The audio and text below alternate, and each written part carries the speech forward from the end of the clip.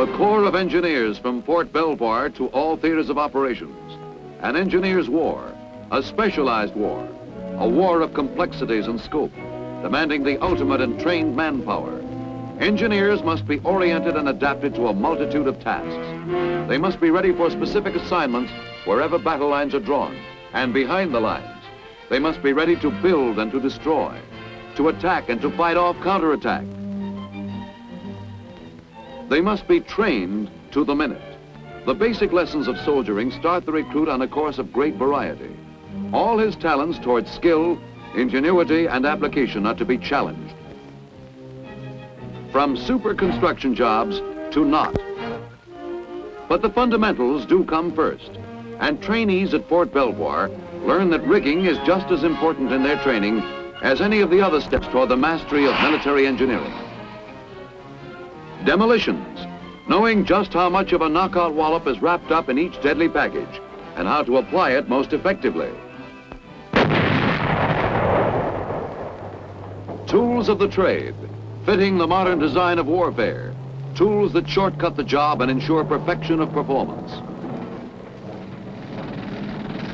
Basic work like carpentry and specialized training like earth moving. Proper handling, care and maintenance of the angle dozer and other machinery for lifting and moving the soil. A far cry from pick and shovel days. Know-how that becomes mighty important when engineers tackle the bomb-shattered landscapes of a score of fronts.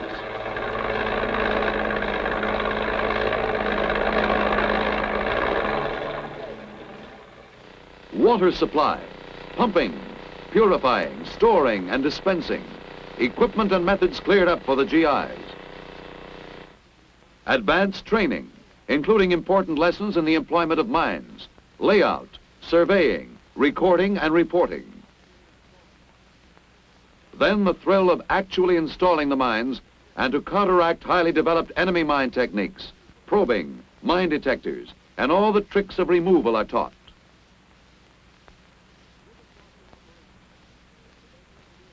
River crossing operations, introduction to the assault boat, and the role the engineer must play in assuring its safe and effective use. The storm boat, high-powered craft, is also demonstrated for the engineers in training. They're told of its value for rapid crossings of wide streams. Footbridges, their employment and construction explained and practiced. The pneumatic pontoon bridge, first the chart work, floating and fixed sections analyzed. Then actually handling one of the pneumatic floats. Pontoon bridges of various weights and designs, implanted in the minds of the students by the only foolproof method, actually doing the job.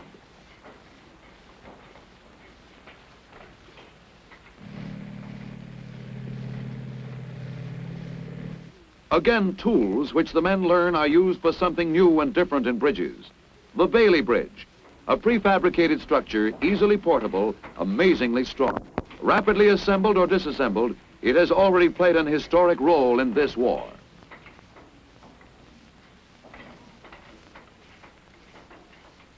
The long hours of lecturing and actual practice will take on deep significance once these men are out in the fighting areas. You'll see later, through the medium of combat films, all the dramatic importance attached to rapid, efficient bridge construction.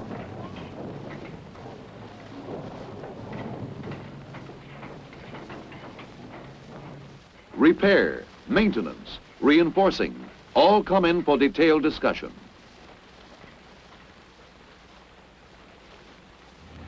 Mud does not halt outdoor work. It adds to the realism of training. They learn to build roads. Without roads, the best equipped army can become bogged down, worthless without need of movement. Engineers learn to build structures of every description. They construct housing for our troops and learn the value of teamwork and the art of reducing the work of hours to briefest minutes.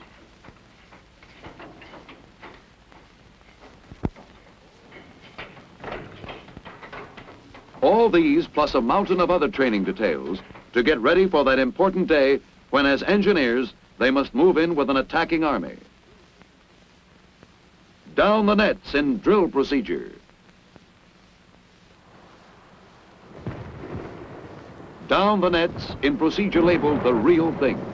Engineers must eliminate obstacles, clear and mark the beaches, help bring supplies ashore, construct roads and bridges, laying out dumps for fuel, water, and rations. Air support aids in clearing the way for the first assault troops.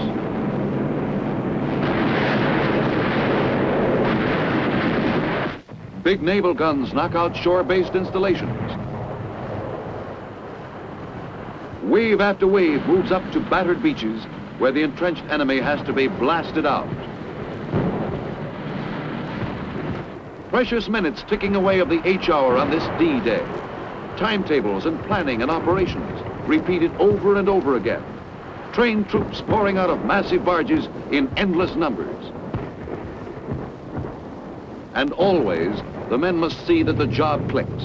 Men and machines, which engineers push to the full limits of their versatility.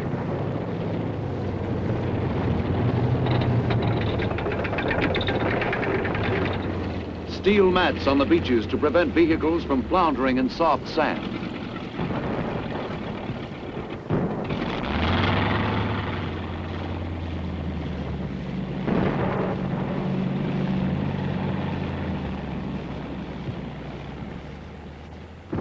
Then comes the problem of keeping the vehicles moving through dense and hazardous jungles. The few narrow makeshift passageways that do exist are almost impassable after heavy rains and continuous traffic. Speed is desired. Can't get speed under these conditions. A job for the engineers, and they tackle road building problems in wet and steaming hot jungles in the following manner. Here, a corduroy road, logs and sweat and all the shortcuts learned during training days to convert swampy terrain into a road suitable for rapid passage of fighting equipment.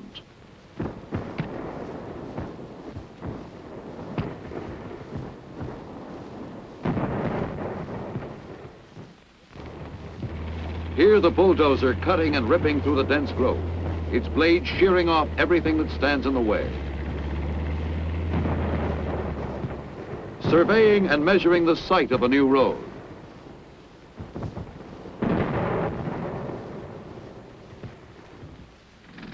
Boring into natural coral deposits to get surfacing material through blasting. Making full use of an island's resources is a time-saving necessity. Abandoned enemy dynamite is used, saving our explosives for other jobs.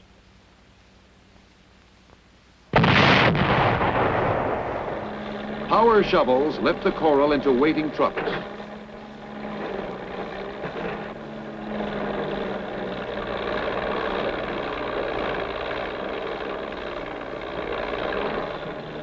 Through stubborn mud, which quickly will become a surfaced road once the coral is spread and compacted.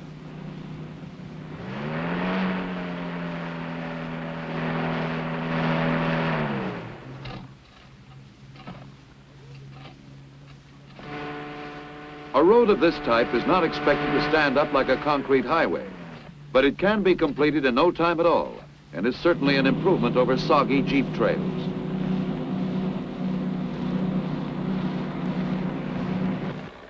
A captured roller completes a road that'll help to flatten the enemy. Something new and effective added to the jungle, from roads to bridges. Timber construction is necessary when no other means exist. Again, local material and equipment are adapted to the task.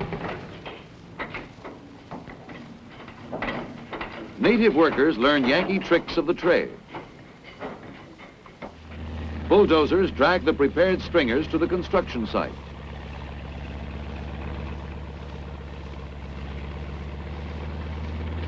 The engineers rig up a temporary ramp. Ingenuity that cuts down time and labor in moving the heavy stringers up into position. Pile bent, corbels, stringers, flooring, step-by-step operations, just the way they practiced at training camp. The engineers providing another transportation link for hard-fighting jungle troops. A bombed-out airfield useless now, but quickly restored by engineers who never know what it means to stop working. The same kind of heavy equipment they used to keep them rolling is now used to keep them flying.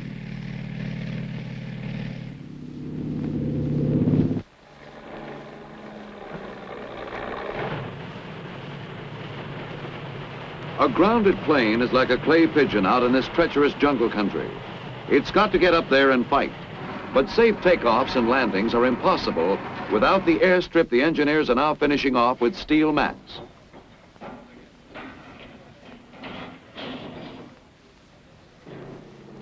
And shortly after its capture, the field is open for business.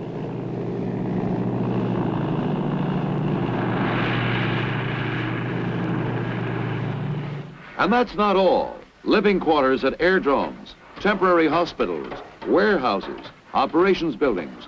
The engineers build them too. Native labor is used whenever possible. These people have lived out here all their lives, so learning from them just how they apply local materials and methods makes good sense.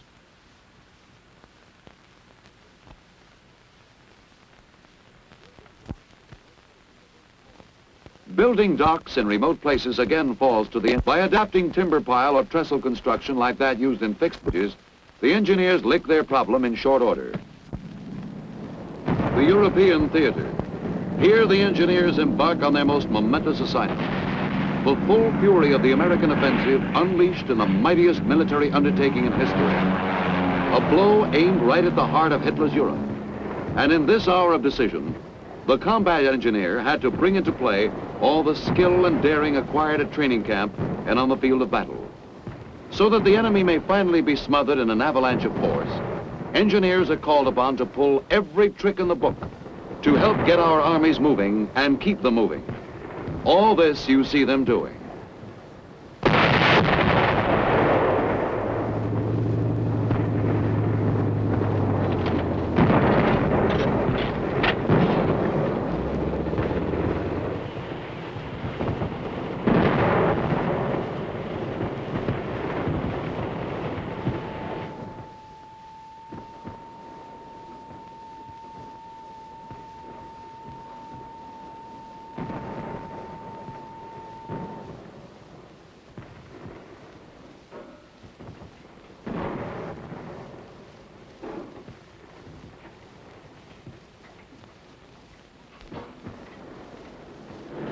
Mud.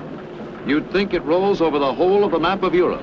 That's the way it seems to the men. Rain and floods and mud.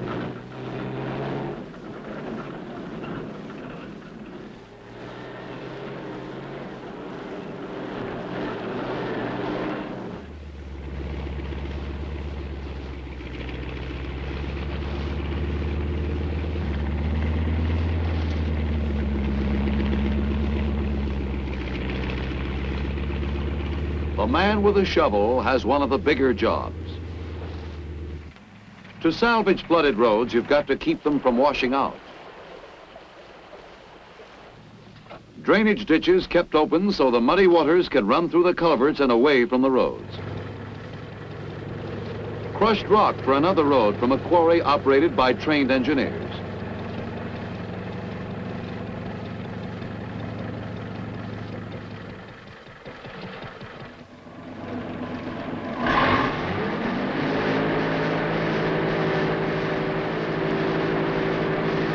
Just one of a string of roads to help hang the enemy.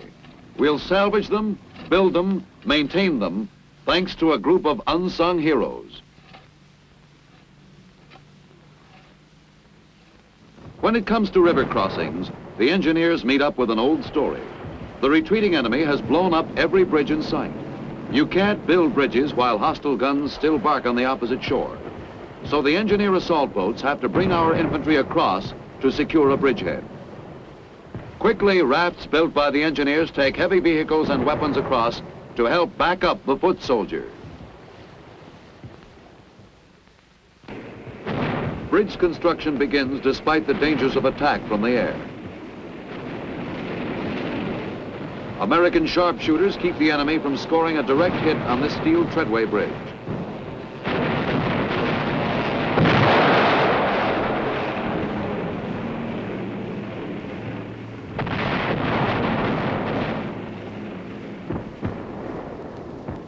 By sheer guts and alertness, they've saved our bridge. But sometimes another enemy steps in, the rampaging river. Swift, crushing currents strain and pull at every foundation.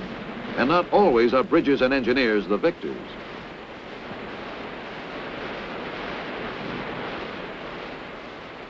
The successful construction and maintenance of floating bridges depends greatly upon the swiftness of the current.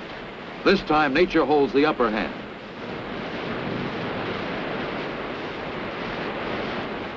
But the engineers have other tricks up their sleeves. They don't depend on floating bridges alone. Fixed bridges are constructed to take it. Here, mines are removed while construction plans are discussed. The center line laid out, the abutment prepared.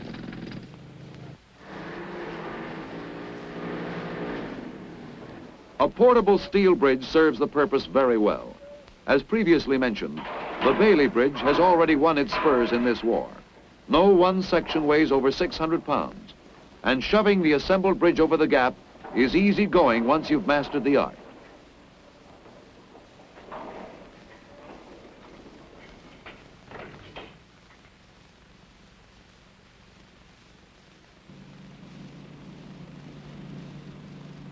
Since it's light and so rapidly assembled or disassembled, it can easily be replaced by a timber bridge when the Bailey equipment is needed elsewhere.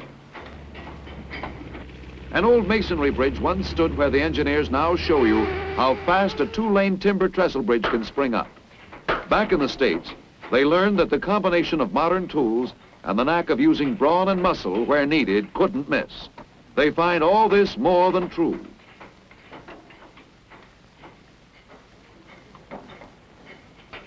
"12x12 stringers literally jump into place by themselves when guided by expert hands. The circular saw of the air compressor is a mighty handy tool. Soon the last stringers and the last spikes. And there's your two-lane bridge, something that'll be used by countless men and machines. Something to be proud of. When you want water for drinking and for bathing, you can count on the engineers too. They'll get it to you minus all the impurities. Portable units do the job, and troops out in combat areas can enjoy the luxury of a hot shower, just like Saturday night back home. Well, yes, a little less privacy, but the results are the same.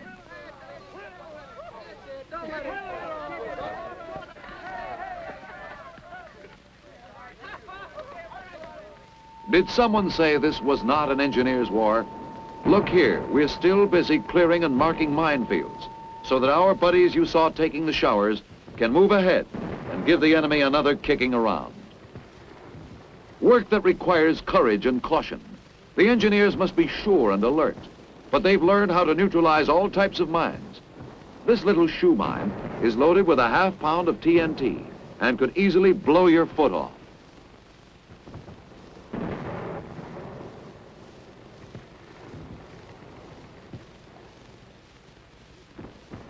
They also take the sting out of booby traps. Once our troops move into a city, streets and roads must be cleared of debris so as not to hamper advancing supply columns. Big tractor dozers handle the assignment.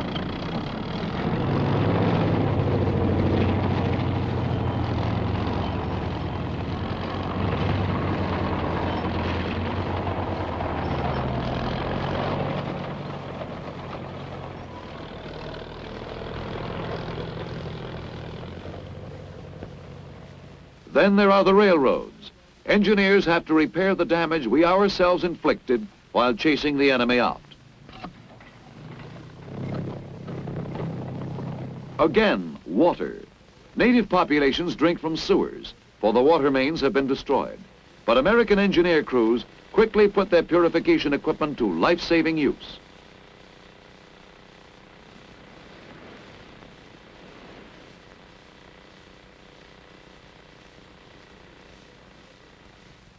Disease and death are averted. Chlorinating and filtering processes he learned in training camp enable the engineer to become a messenger of mercy.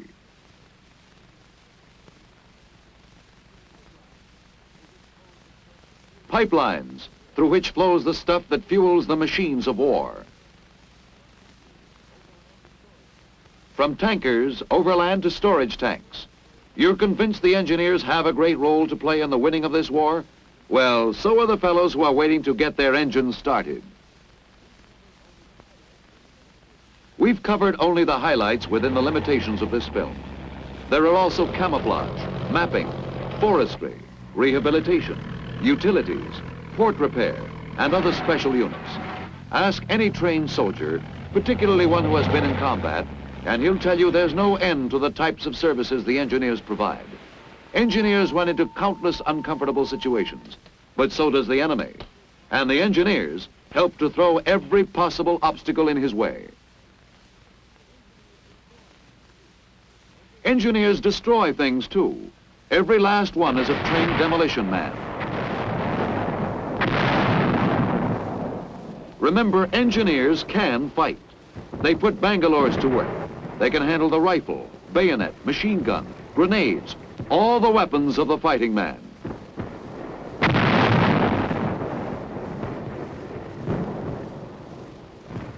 Don't forget the bazooka or the pole charge.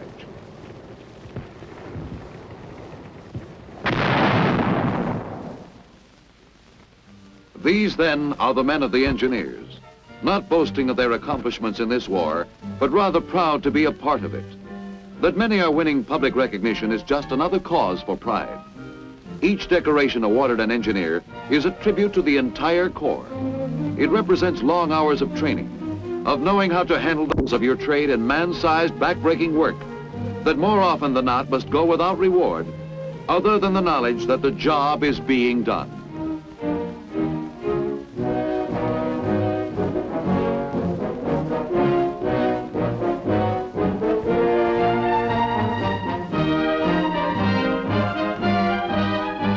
If there be a fighting man who can be called the soldier's soldier, surely he must be the engineer.